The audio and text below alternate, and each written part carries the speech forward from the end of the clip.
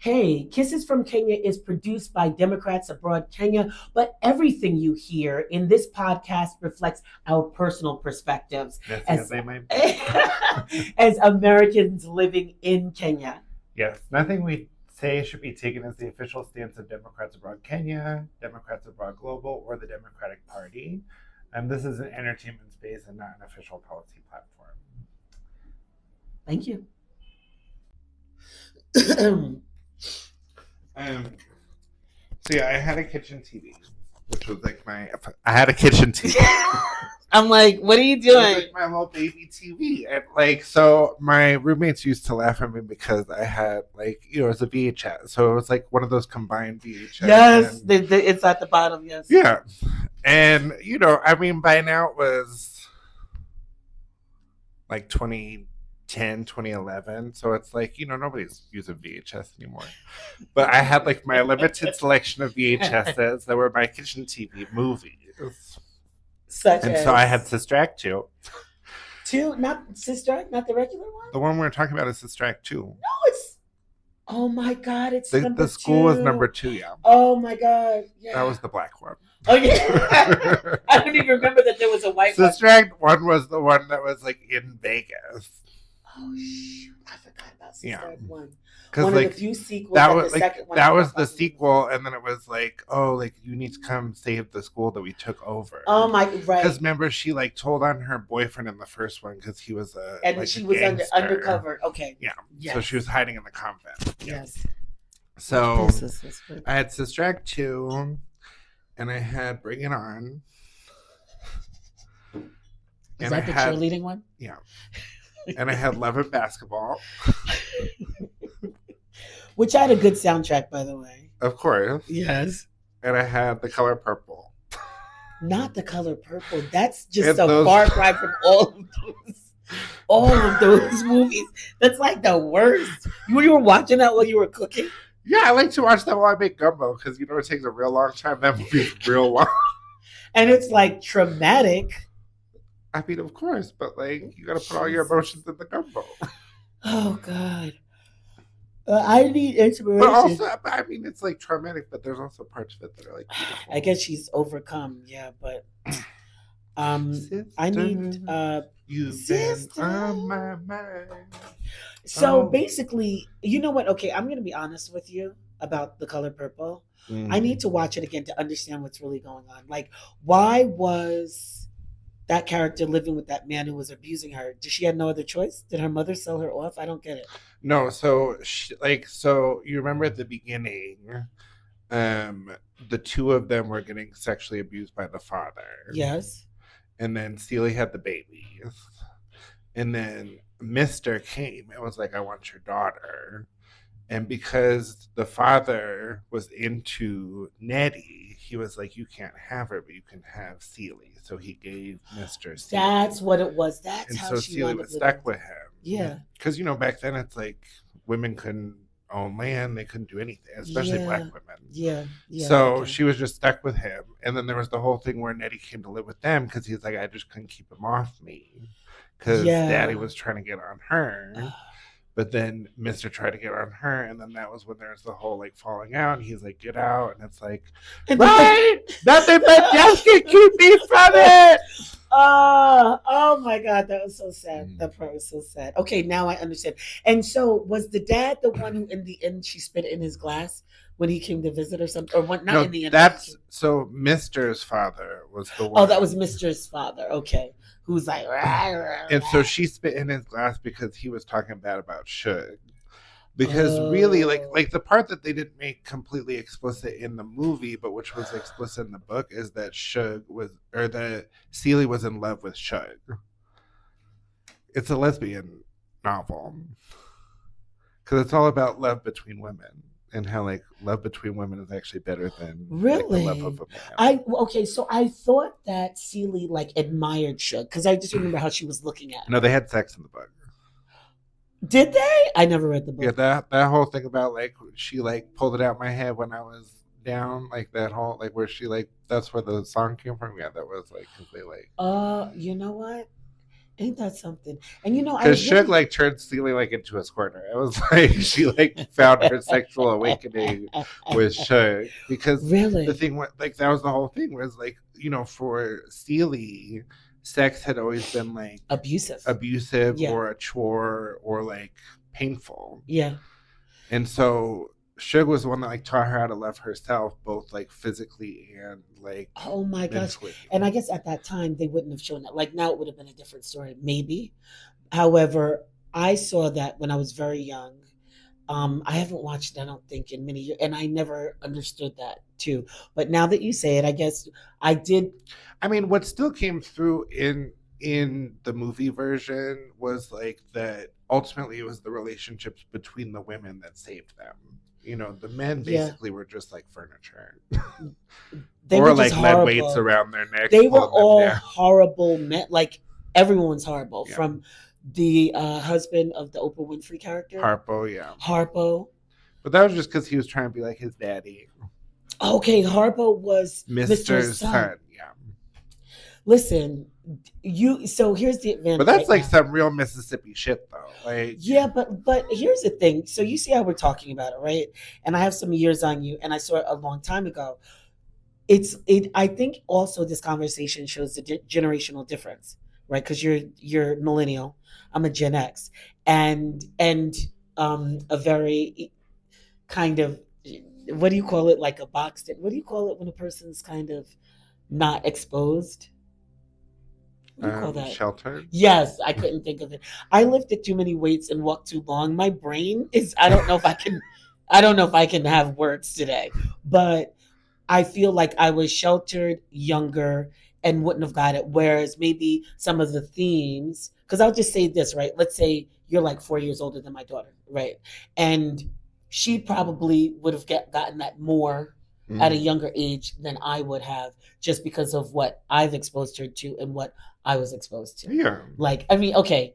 Well, I mean, but it's also like, I mean, I feel like a lot of like my like African American friends, like Color Purple is like one of the movies that was like on in the house. It was, like, but I don't think I knew. But nobody was like, none of your aunties were gonna be like, oh, like this is where she ate her coochie. Like seriously, because you're telling me this, and I'm like, I have to. I may even watch it tonight. Like, I have to re-watch the movie now. I love it. It's so good. Like, I mean, it's good. I love it. And now, because it's complicated. Like, I like that it's complicated. Like, well, okay. And now, wait. Let's stay on the Color Purple for just a quick second. Are we doing the podcast now? Yeah, we might as well keep this rolling. Is it rolling? Yeah, it's recording. We might as well keep it going. Okay, so we just, and then we go back to this for a second. So, hi, welcome to Kisses from Kenya. Hey, y'all. Mwah. So, you gotta introduce me. Oh, and I am Vuyanzi. And I'm Brendan. Yes, and you've caught us in the middle of a conversation, so stay with us. This was supposed to be B-roll, but I guess it's graduating into A-roll. It's about to be an A-roll. Because, okay, so that movie maybe got popular when I was 10 years old. Well, don't even bother to. I was in the womb. It's fine. You weren't even a thought. You were still in heaven trying to figure out which parent it was. So, and I remember one of my sisters, and I'm going to actually reach out to her. Now you realize you told me I have to hold this because you're too loud, but now if we both hold it. No, I'll clip it. You hold that. She said that y'all can't hear me, so we're going to try. I know she's been watching this podcast every week. Did you see we got 90 views on the one that went up this week? 90. No, seriously, I don't want to cry and ruin my makeup before we start early. What? Yeah. Oh my God. Okay. We're on to something. And I didn't even post about it anyway. Oh my God. Yo, it's happening. Because of this, I think I'm just going to stop the other thing that I do. I don't see a need for it. But anyway, I'll talk to you about that later. But she about to let me colonize her other work, y'all. I was 10 years old, and I remember also my sister gave me the book, which now, she was at Syracuse, and I remember holding the book, and someone who was a student there was like, oh, oh, and now, I never read it. I started reading like the first 5 pages, and now, I didn't know there was coochie eating, and maybe that's why, because I remember people kind of like why does this 10-year-old little sister of V, we'll just call my sister's name actually starts with a V, V is reading this book, and now you're telling me some shit that I never knew. Wow. Now I get it. Now you can thank Schenectady High School for that. We were out there reading Beloved. We read all kinds of Toni Morrison when I was in Schenectady High School? Yeah. I thought you were further upstate. No. So you understand I was right across the Tappan Zee Bridge. Do you really? Like I was in Piermont, New York. Yeah, but Schenectady is Albany. It's still further upstate. No, I thought Schenectady was right over the bridge. No. What is that thing that starts with an S that was right over the bridge? I don't know. Scattercoke? Did you make that up? No, that's a real place. Oh. Schoharie. But Albany Schoharie is almost in Vermont, though. That's like far east. And Albany was 2 hours away. Yeah. So Schenectady really wasn't that far. Yeah, it's like, I mean, but it was farther than what I'm thinking. I mean, we're both in the same region. Hudson Valley. Yeah. Yeah. I'm lower Hudson Valley. Yeah. My lower Hudson Valley. But yeah, we read a bunch of Toni Morrison books in high school. Like your school? Yeah. Wow, really? Yeah. Okay, wait, no, Toni Morrison. But I mean, my high school was also like less than 25% white people, so. Oh, really? Yeah. But we did read. Okay, wait. In my high school, it was like 50-50. Color Purple was not.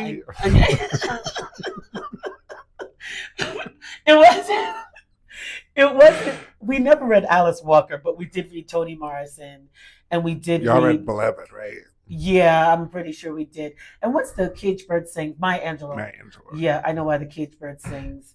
And did you read The Bluest Eye? We read The Bluest Eye. Who was that? I want to talk about traumatic. Okay, but your memories of high school are a little bit more recent than mine. I don't remember anything besides, yes, we read The Bluest Eye. And let's be clear about something. My high school life was seeing when I could cut class and if I could cut, because, every class they take attendance, if there was a way to cut. And then you have the homeroom attendance. I just always had a band lesson. You have to, but they still, well, okay, because I didn't pick back so up. I both was in band and in choir, so I was able to like double, triple up on the number of lessons that I had a week. What? So my ass stayed like just running the streets. It's a wonder I graduated from high school, really. Oof. Yes. I was still in that top. Was I in the top 10 or top 15?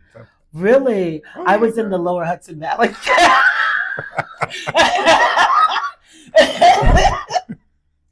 I remember seeing the number, like, were there this many people? Where was it this many people who we graduated with? Just know, of course, I made up for it by the time I got my master's, because I can't even say by the time college came. But anyway, back to The Color Purple. I just want to say this is just really interesting how we can discuss one movie and you understand way more about it than I did because of just how culture has changed, how times have changed. We can watch the same movie and have seen the same thing. And I feel so enlightened right now about The Color Purple.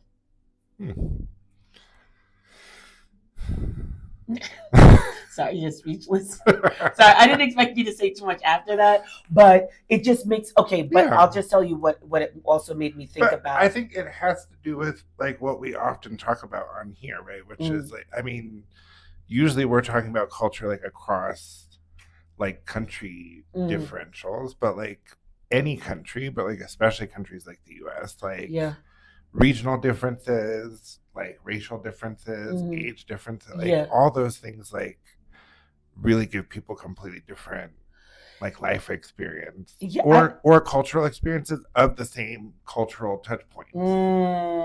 I wonder, like here, if I talk to Keegan about The Color Purple, are they familiar? Just throw that thing on. They're gonna be like, we gotta sit here through 3 hours of this.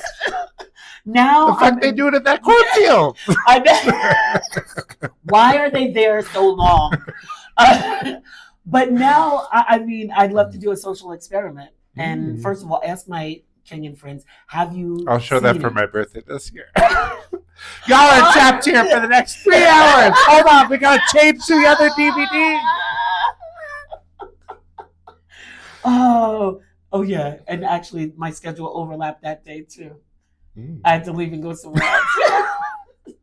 All right, and okay, and but even okay, but let's But go you to gotta stay there until the end because you gotta see Suge go up in the church with her daddy and they sing, "Maybe God is trying to tell you something." something. Oh yes! Oh my Can't sleep at God! night. Can't sleep at night, And you wonder why. and you wonder why. Maybe God is Oh my trying to tell God! you something. God is trying to tell you something.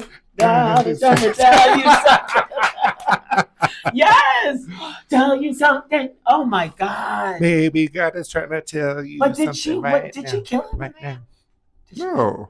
How did she get Who? away from him? Who? Sealy. So Oh, he grew Sealy old. left with Suge. Remember, because it was the whole like, until you do right by me, everything you're gonna think about gonna crumble. Yes. And then his like whole life falls apart. Oh God, his little whole And life. Literally, the he house was dies. Yeah, crumbling. yeah. And Yeah. then he dies. And then she inherits the house, obviously, because he died. Mm-hmm. And then like all the women are like living at the house together, and then Nettie comes back from Africa at the very end. Yes, I remember she came back and she had kids. Like I think Yeah. she brought her whole family. And then they then at that point Harpo has the speakeasy where Suge is singing, and then that last scene is because they're singing "Maybe God's trying to tell you something" at the church, and she hears it across the water, and then she takes all the people of the church, and then her and her daddy embrace, and it's like a whole thing.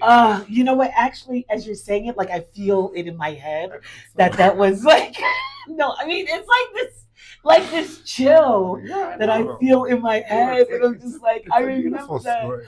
Oh my God, it's 3 hours though, huh? So if I watch but it, like I mean, like but to me, like the thing that's beautiful about it is that like it's like once the women free themselves of like trying to create their identity in like the man's eyes and like focus on themselves and create their own identity, like that's what frees them.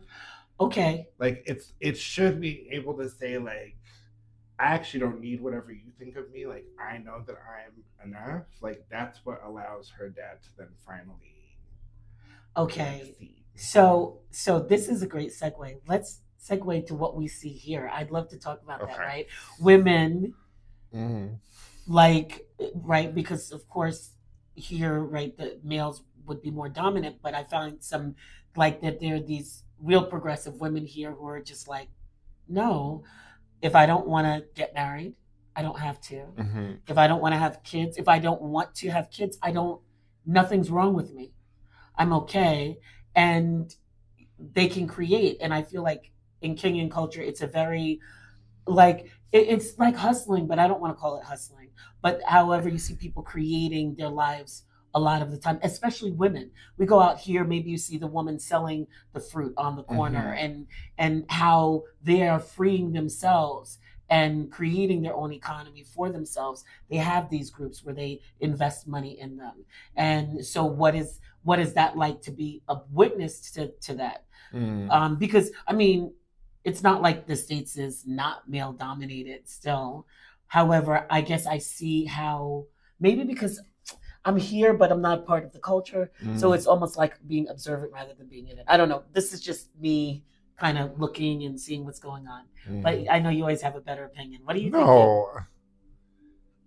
Don't say it like that. That's not true. Okay, you have an opinion that's more in depth.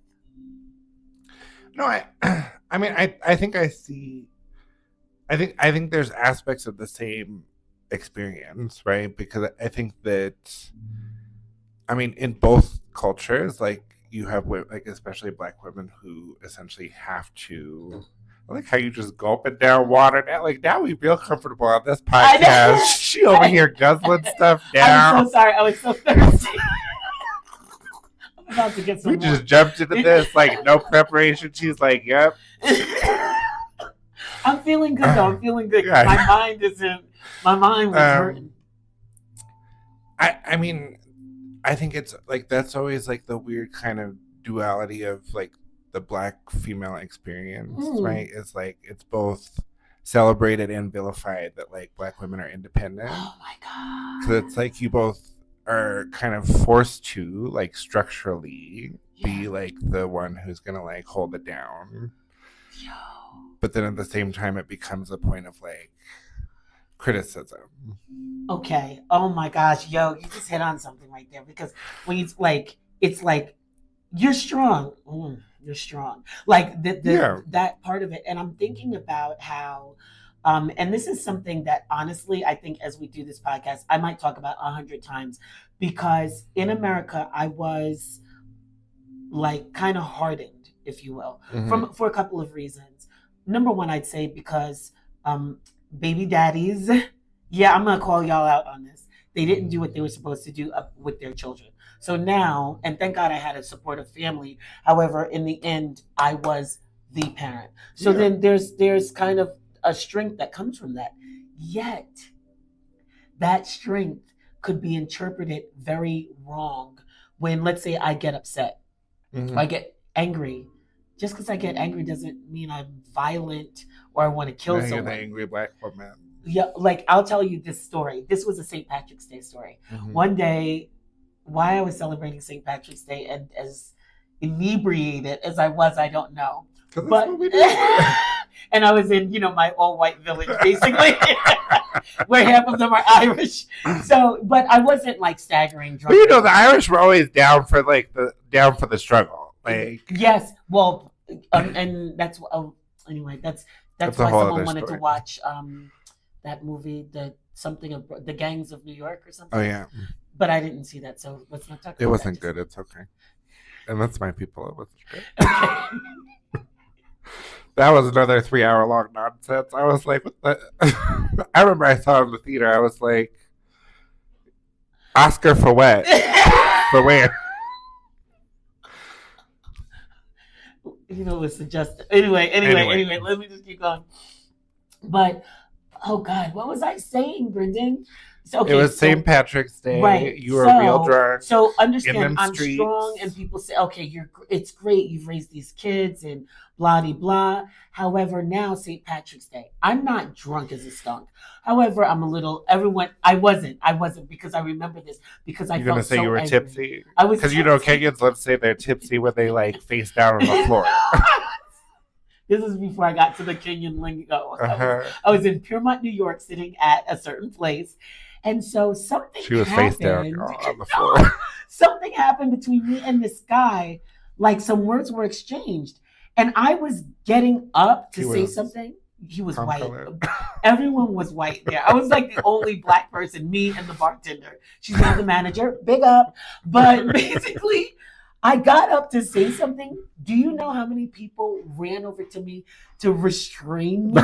Restrain you?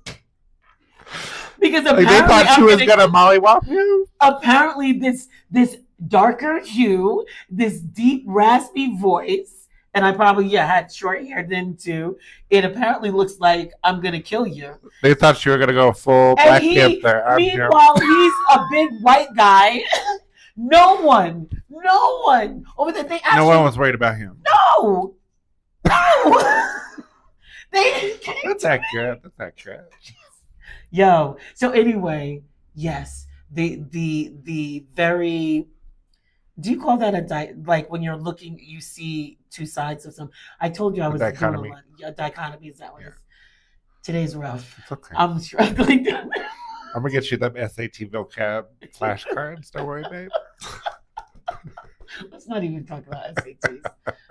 I shouldn't have even taken them. Anyway, so seeing these women here and just being connected to these women. It's similar here though, right? Because like you look at some of these people like Martha Karua, like who like walked out on Moy like during his speech, or like Wangari Maathai, and it's like they were considered like poorly behaved, like because they were so like, how dare she? How dare she stand up to a man? Wow. So as much as it feels like, I mean, I do think that Kenya has come further because they've codified more like in the law and stuff like that. But I still think that that's like part of the belief, right? Where it's like, if you're too loud, if you're too brash, if you're too opinionated, that's a problem. Because you're supposed to stay in a woman's place. It's like how you stay in a child's place. Stay in a woman's place, barefoot and pregnant in the kitchen. Well, I'm barefoot. The pregnant we'd have to work on. So and I mean, you know, I do see that. You know what? Where are we going with that one? Kisses from Kenya. Kisses from Kenya. You know, maybe one day we should talk about our kissing experiences here. That'll we be can make out topic. on camera. That'll double the views. 180. Hey. Subscribe to our Patreon. Find us on OnlyFans at onlyfans.com/kisses from Kenya. We do our podcast in the nude. Well, if I keep laughing, something's going to pop out. I mean, you said you're going to put the mic in your coochie, so. The right boob is not cooperating right now. It is not cooperating. But so it's good to be connected to all these strong women. Yeah. However, even one guy who I thought, one guy who came and went. Yeah, he did. That wasn't even planned. I just said it like that. But when I would talk, he's like, "Why do you want to argue with me?" I'm like, "Is it my deep voice that when I'm talking and being emphatic, you think I'm arguing?" The thing is, it's like people act like you're not supposed to make like a declarative sentence. It's like that's like a little too. You're trying to say something. You should be asking questions, asking permission. Because he's like, "What? Is that all right? Is that okay?" And I was just, and in my deep, raspy voice, I was calling him to the carpet in terms of his being accountable for his behavior. And he thought I was arguing. So think about that whole thing. I couldn't call him to. Here? Huh? This was recent? It was 2 weeks ago. Was he Kenyan? Mm-hmm. But you know Kenyan men don't like to be called out. There's no sense of accountability. Well, I've been blue tick many a time when I'm like, so you want to just blah, blah, blah, blah, blah, and then it's like, ooh, blocked. I'm like, well, dodged a bullet. And that's how I felt. My feelings like really emptied out. Because I'm not going to edit myself for you, like for your feelings. Exactly. And I speak emphatically. I'm demonstrative when I speak. And just because I'm saying. She said she ain't got no vocab words. Listen to this girl. She's ready for the essay portion of the assessment. And just because of that, you don't like it. So, and maybe it was a woman thing. You know, of course, it's not. It doesn't. They don't come right out and say that. No, of course not. Right? That would be too much like right. Recently, someone said that. Oh gosh. Oh, you rather be right or rather be rich? Oh no, maybe that was something else. Anyway, it sounds too much like right. But anyway, yes, the women's strength. There's a lot of things. So, do you have any black joy to share? Because I think that's one we should keep. Oh, even 100%. if we're going off script. Yeah, 100% black joy. I'm going to tell you, I was going to say something else, but even talking about The Color Purple, which was written by an African-American author, in case someone's watching this and they're still not hip to it, Alice Walker. I think this has given me some black joy right here. Because you've given me a different it wasn't even a different perspective. You've actually explained. Which is ironic because the movie also was directed by a white man, which was part of the critique at the time. Oh, shoot. Yeah, Steven Spielberg. Oh, my gosh. He did. Yeah. Oh, my gosh. Wow. So Oprah co-produced it, but Steven Spielberg directed it. Okay. And so that being said, just this conversation, it's brought me some black joy. I'll save some more black joy for another time. For the next right one. now, it's real time black joy. Hey. And what about you? Digging around in there, we found it. Well, that's what he said. Yes. So what about queer joy? Speaking of digging around. Hello. Why is it echoing? Sorry, I'm so sorry. Why is it echoing? It's a cave. Damn. So mine was, I had like the most astounding experience a couple of weeks ago, which was I was riding on the back of a motorbike. Yeah. and someone starts calling to me, boss, boss. So I'm like looking around. I mean, because it's like 4 or 5 times before I like register, right? Because you just on a bike, like looking at like the trees, like thinking about whatever the fuck I'm thinking about. So it's another motorbike driver on another bike is riding like behind and next to us, and it's like, give me your number. What? And I was like, what? Excuse me? He's like, give me your number.